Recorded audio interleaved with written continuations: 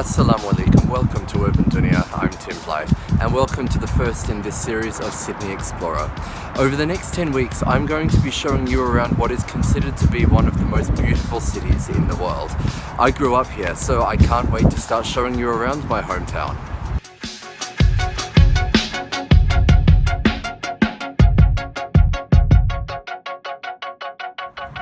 In today's video, I'm going to be taking you through the Rocks. This is one of the oldest European settlements, not just in what is now called Sydney, but also in Australia. We're going to be starting from here, this point, at Observatory Hill. The Sydney Observatory on top of Observatory Hill was originally a site of a windmill and a flagstaff to guide ships into Sydney Harbour. Now it's the perfect view of the Harbour Bridge and starting point for today's walk. From here we can take the bridge stairs to the Bradfield Highway, which crosses the 503 metres from Dawes Point in the south to Milsons Point in the north. The footpath takes in some of the city's most iconic sites and leads straight to the Pylon lookout. The $19 entry fee to the Pylon lookout also includes the Sydney Harbour Bridge Museum.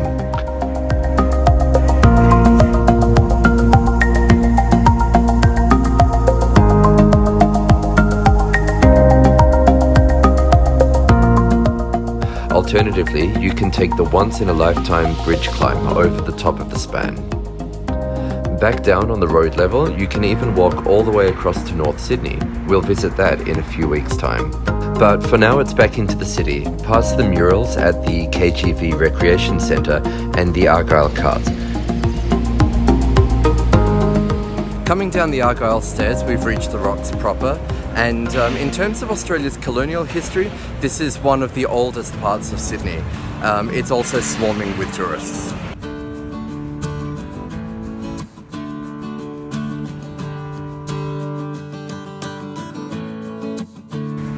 Early European Sydney was often filled with crime and squalor, and the walls of the Rocks are filled with the stories of those times.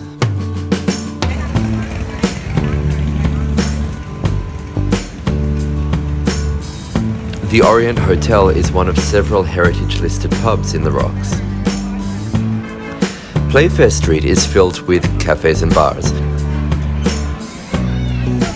And in a building on one side, the famous Pancakes on the Rocks, which is open 24 hours a day, 365 days a year. You might have to line up to get inside though.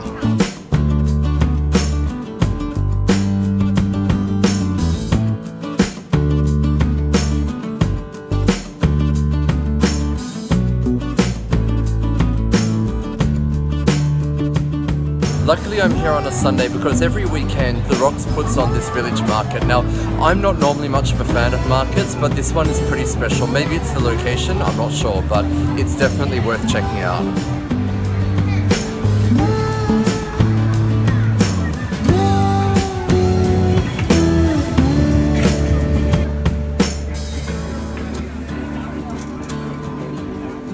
The historic waterfront at Campbells Cove was being refurbished when I visited, but it's usually buzzing with restaurants in the shadow of the Sydney Harbour Bridge.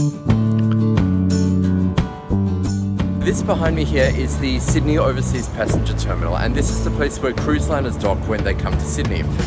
As you can see, there is one in port at the moment, but directly behind that is an awesome view of the Sydney Opera House. And if you're down in this part of the Rocks, you can climb the rotunda that you can see there on the end of the Overseas Passenger Terminal to get that view. Obviously that's not an option today, however, so we'll just have to settle for this picture postcard shot. One of Sydney's best art galleries, the Museum of Contemporary Art, is right here in the Rocks, and the best news is that it's free to enter.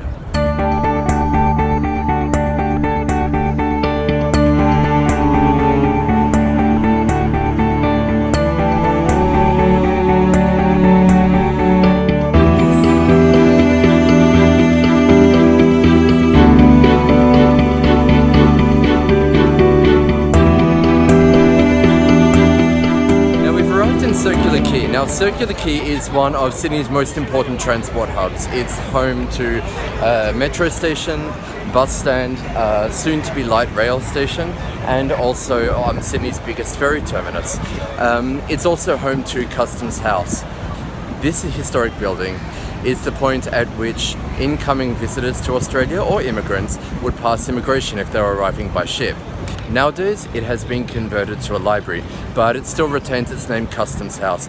And when we first enter in the lobby, there's something very special I want to show you. Customs House was built in 1845, and nowadays in May and June, it's a centerpiece of the popular annual Vivid Light Show.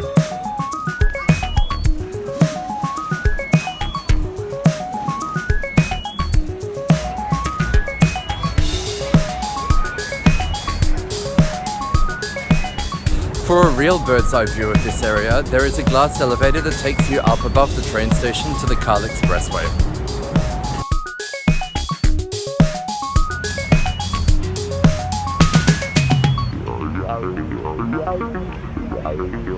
As you walk around to the east side of Circular Quay, you'll walk towards a building which, when it was built, was one of the most controversial developments in modern Sydney. Affectionately called the Toaster, it was controversial because of its proximity to the Opera House and because it obscured views towards the Botanic Gardens. Ugly or not, Sydneysiders have come to embrace Opera Quays as it's actually known. Make sure you look down at the pavement as you walk around here. Markings on the ground show you where the original shoreline of Sydney Harbour was in 1788 and 1844. From here you can hop on one of these crazy jet boats out into the harbour, continue on to the Opera House or walk upstairs to the Botanic Gardens. But I'm actually going back past Customs House for a couple more attractions. This area is so full of colonial history, and in Macquarie Place Park you can see the stone marker from which all distances in New South Wales were once measured.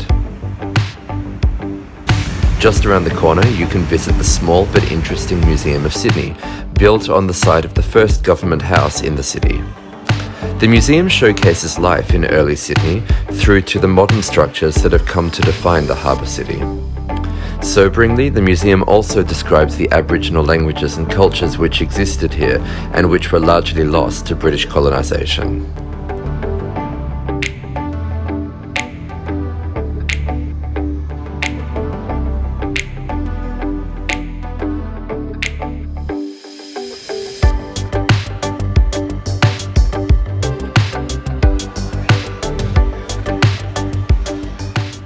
Now, time for some gardens.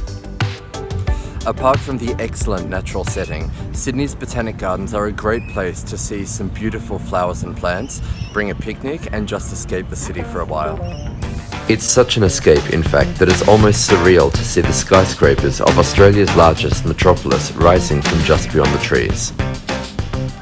While you're in here, make sure you check out the Botanic House restaurant in the centre of the gardens, the buttressed roots of the giant fig trees and banyan trees, and the Calyx, which hosts horticultural exhibitions. When I visited, it was an expo about carnivorous plants. Cool. And if you see these birds walking around, it's an Australian white ibis, but most Sydneysiders know them simply as bin chickens for their scavenging ways.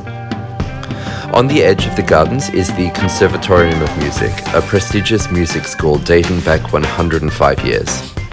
Older still is Government House within the gardens, dating back to 1843.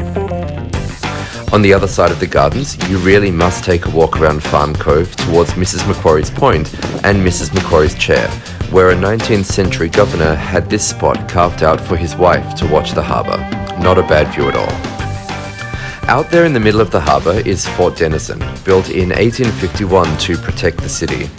The fort was never actually the subject of any combat operations, and now once a day the cannon is fired to celebrate that fact.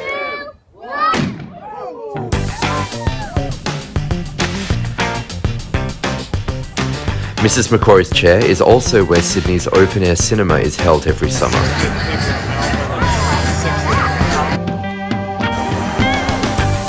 Oh, hi guys. Are you guys seeing Chris?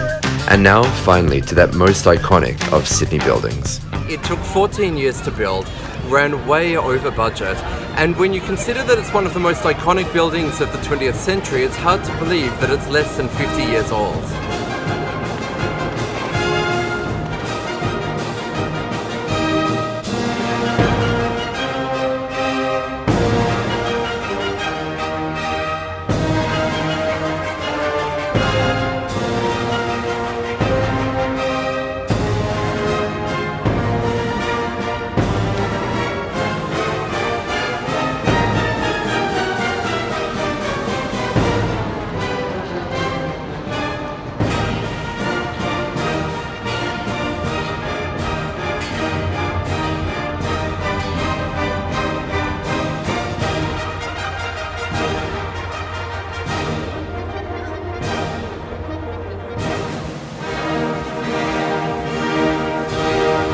cheers from Sydney Harbour. If you like this video, don't forget to give it a like and subscribe to my channel for more. Next week I'm heading downtown.